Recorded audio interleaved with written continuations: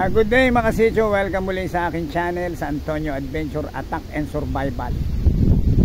Sa araw na ito ay biglang meron akong nakitang isang matanda na pauli-uli dito sa Niyugan.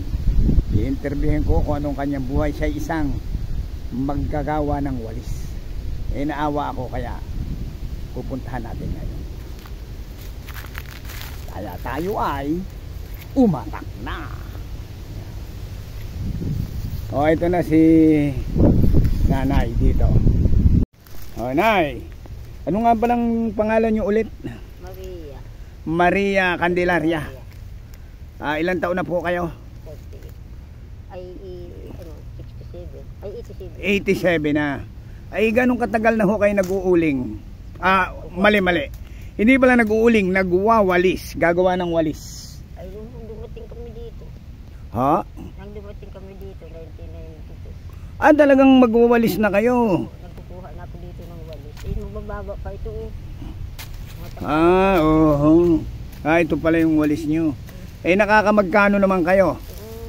Hindi ho ay nakakaano na kong walis.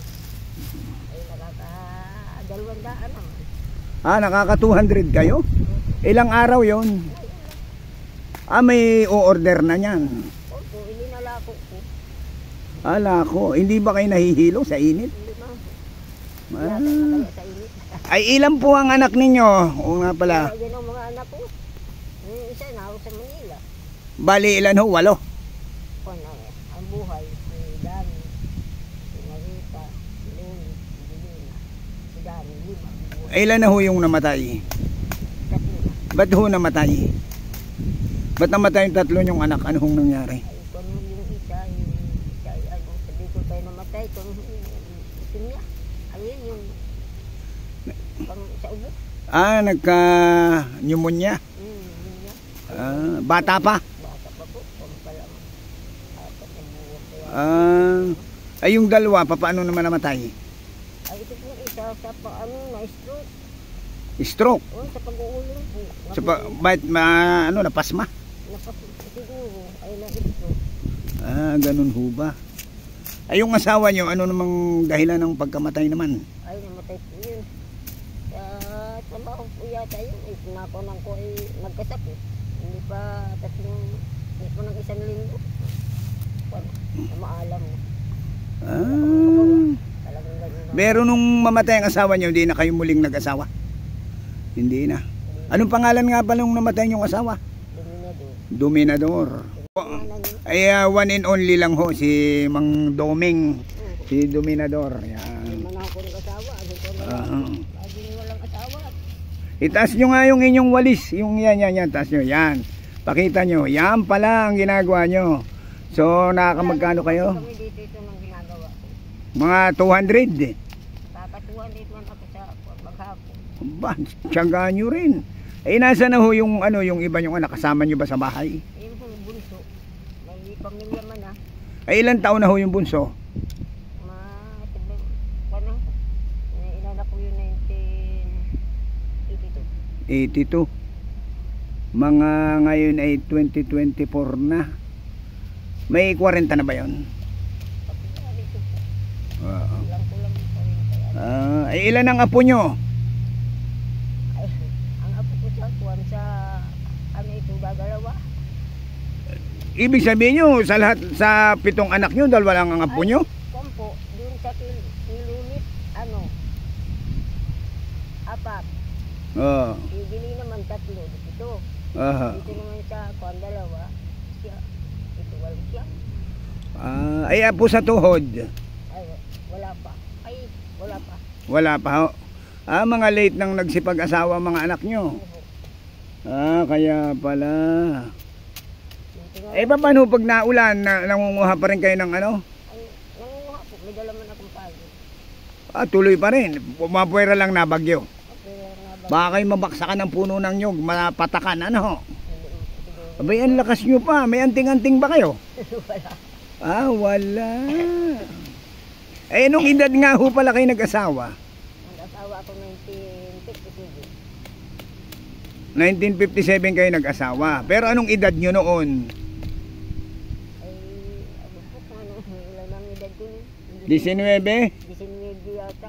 Ah, sige ho. Ano ho? Anong year namatay ang asawa nyo? 1980. Nasa trabaho ba siya nung mamatay o kasama nyo sa bahay? Magawa siya ng kabaong. Ha? Nagagawa ko yun ng yung kabaong. Ah, magkakabaong siya. Ay nalasing. Ay naghiga sa kalsada. Ay wala man ako. Yun ang pinundahan niya, nagkasakit. Lasing, tapos humiga sa kalsada. Oo. Ay hindi ko kaya, tinawabang ko na lang ng karton. Nasagasaan siya ron. Hindi ho. Nakahinawa man. Naulanan. Hindi ho. Init. Ay yung siring. Ah, ibig sabihin nyo, nalasing ang asawa nyo, humiga sa kalsada, hindi nyo mabuhat, tinakluban nyo ng karton. Kulbang kong karton. Ay, anong nangyari? Yung yung saragay. Oh, kinabukasan, patay na. Hindi ho. Tagal pa na mamatay. Ah, nagkasakit lang. So, hindi nyo mabuhat. Hindi ko mo. So, nakabalagbag sa kalsada. So, ang ginawa nyo, nilagyan nyo na lang ng karton. Lagdag ko ng karton. Buhay naman ho. Buhay ho. Ah, buhay naman pala. Ay, ano sabi ng mga anak nyo? Ba't di kayo tinulungan buhatin? Paliliit pa ho yung mga anak ko. Ah, yung pala. Wala pa din sa ano. Ay, ang kutsilyo nyo yan, pansalaksak ba yan? Alin po ito? Aha. Binuhod ko sa manugang ko. Ah, yung pala. Mga kilik. Aha. Ginagamit sa pagkuha ng mga sin sa dagat. Ay, pag nakakita kayo ng nyug, dinadala nyo? Hindi na. Hindi po. Mabigat, ano?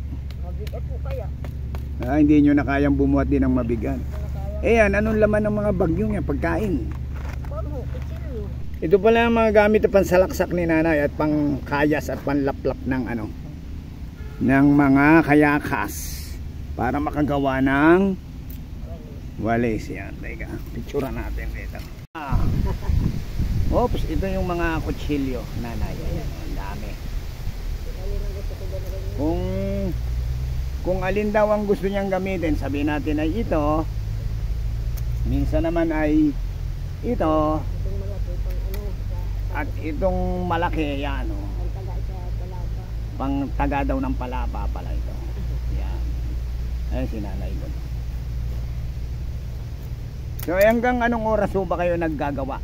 Ay, mamaya, pag yung mga bandang alas 2 na. Eh, anong oras kayo nag-uumpisa? Pagkuhan, pag gusto ko sa bahay, magkukuhan ako, magdala. Ah, yun pala. Nakayakan ko pag-gabi, nililimutan ko. Ay. Umaga, ibubuta ko. Ayun. Tapos kinabukasan, mangunguha uli kayo. Ano, Eh, sabihin nyo ngayon, ibig sabihin ngayon, tapos na kayo maglaplap o maglalaplap pa kayo? Doon naman. Eh, dati meron ho dito isang pamilyang naglalaplap din ng ganyan ah. pag ganun yun, sakit yun. Lumipat na sila ng bahay? O naglalaplap pa rin sila ng tingting? So ngayon nanay, anong gagawin nyo? Pagkatapos niya, uuwi na kayo? Uuwi na po, mangunguha pa ako dyan. Mangunguha pa hanggang anong oras pa? Hanggang mga bandang alas. Ay anong maluto ninyo? Wala ho, sinapay lang ang bawal. Ah, tinapay. Yung binigay ko sa inyo, yung kainin nyo na lang yun. Sinapay lang ang baon ko, ayaw ko magbaon, wala man ulam. Ah, walang ulam. Oo nga pala. Ay, hirap po ngayon. Araw-araw ba kayo napunta rito? Hindi ho, ngayon lang naman ako nagkuha up to, wala talaga. Ah, pagka meron, hindi kayo nangunguha. Hindi naman ako Napapagod na rin kayo? nakakapagod na rin po kaya. Ah, yun pala. Mahirap ho ba yung trabaho ng nagyayasyas ng Hindi walis tingting? ano, Kayang-kaya nyo pala yan.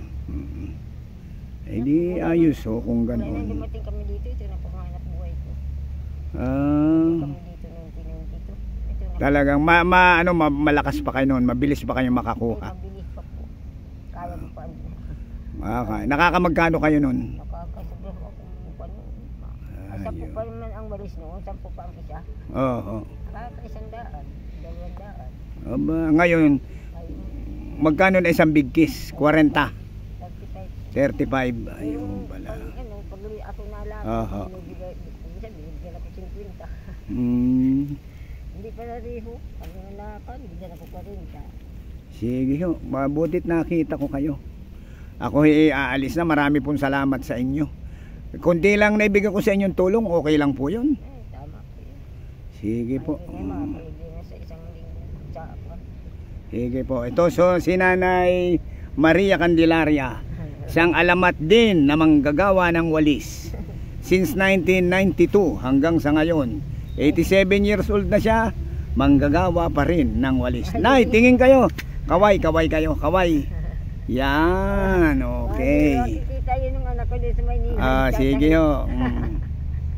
Mga kasityo, ayun o, si nanay o. So, sana nagustuhan yung naikwentong konting buhay ni nanay. Kasi may naghihintay sa akin ng mga yung pinsang ko, gawa ng tsaka maabala rin si nanay sa pangunguha ng walis tingting.